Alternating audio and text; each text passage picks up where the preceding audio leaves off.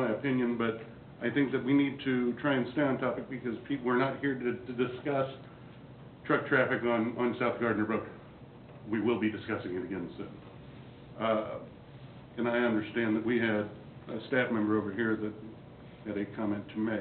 Actually, respectfully, sir, the municipal judge has already weighed in on the restriction of commercial truck traffic for interstate commerce, which is why I attached the statutes.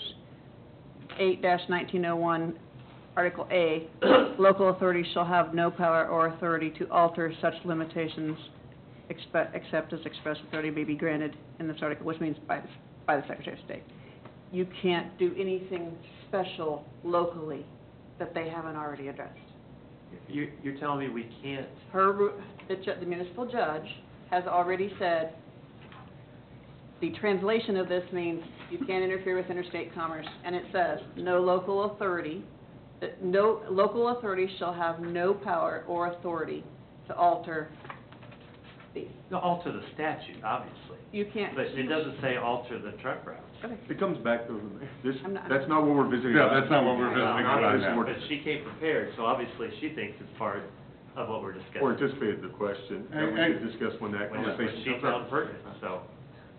Well, that's, at this point, I would like to entertain questions for either Officer Huff, members of the administration for the police department, or staff in regards to new business item number 3. So I guess how are we gonna pay for this? At 4 trucks a day, I guess, where did the fines? I know I saw in here some pretty, Yeah, that's. Can't have fines without passing the ordinance. It's cost a minimum amount of dollars to get Officer Huff trained. oh, no, I get that, because Yeah. I think you said it's free, other than that. Yeah, yes, the training is Right. free, other than And- the and time we- paid for going to the class. But I think before we vote on the ordinance, we need to know the cost of the fines and what the expected revenue impact is from those fines. I think you And how might be they the only, work. I think you might be the only person here that thinks that passing the fines ordinance before the ordinance adopting the motor carrier safety regulations is proper.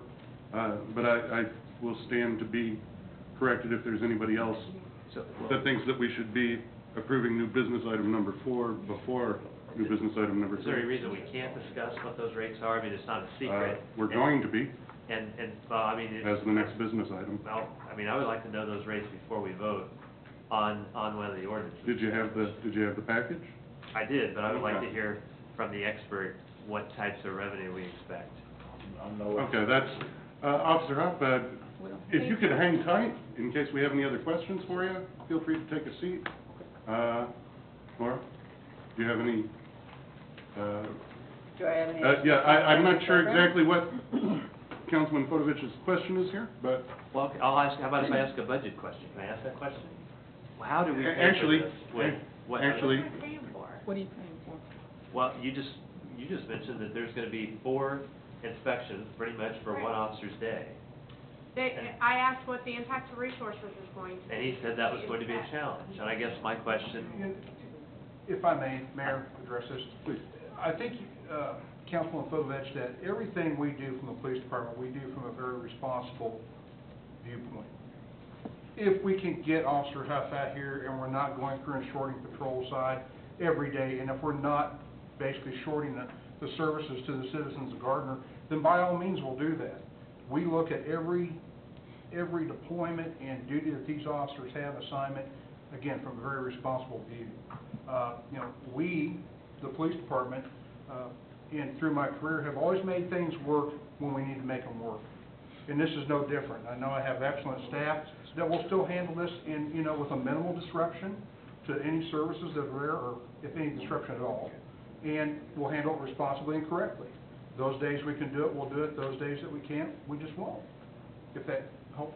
I guess the fact that we need another police officer to me means that you're already counting on at least one police officer's worth of work a year on this. I mean, actually, I don't think that's what anybody said. well, I mean, if you said that we're going to assign the assets as they're available, and we already know that in the budget, we're going to add another police officer, then that would tell me that we don't even have room now to do it. So it stands to reason that we're going to have. Sir, and again, if you have to trust me that I know the proper way to allocate our funds and our officers to do the jobs and responsibilities. And I do, and I will, and I'll keep all that in mind. And I understand your concerns, but believe me, I will make sure that those are addressed.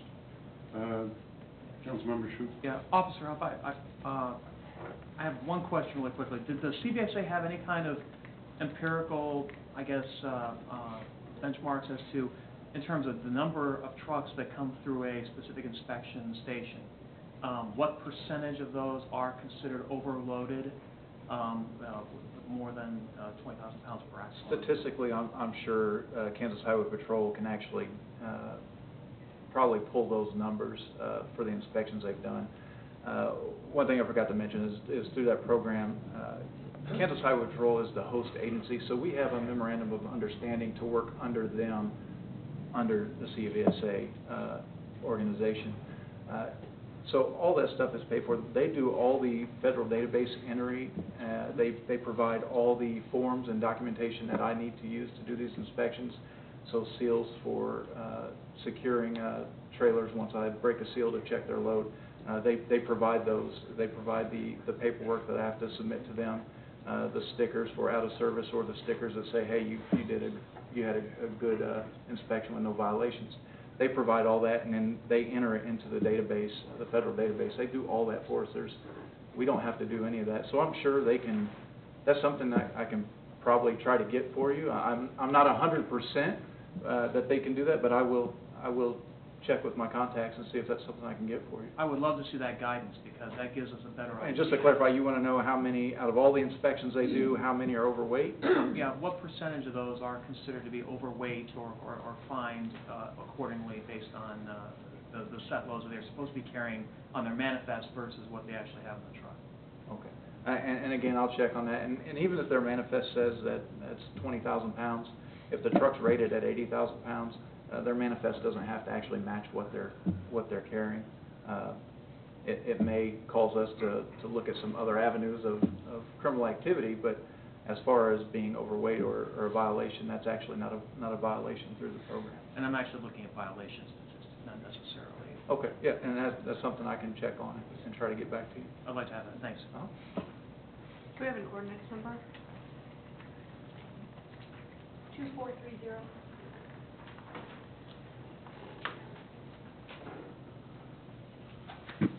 Anyone else have any questions? Because I'd like to open it up for public comment. Okay, at this time, I'd like to open the floor for public comment on new business item number 2, previously number 3, regarding ordinance number 2430.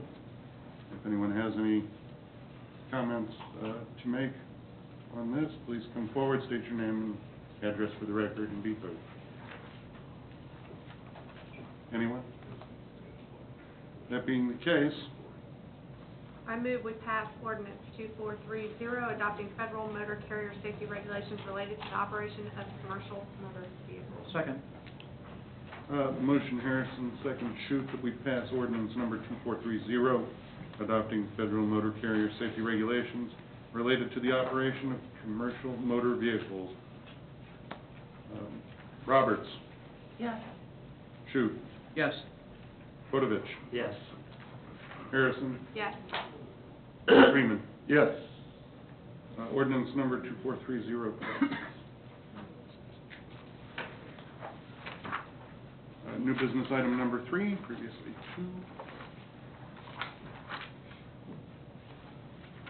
This is the housekeeping piece that goes along to establish the fines.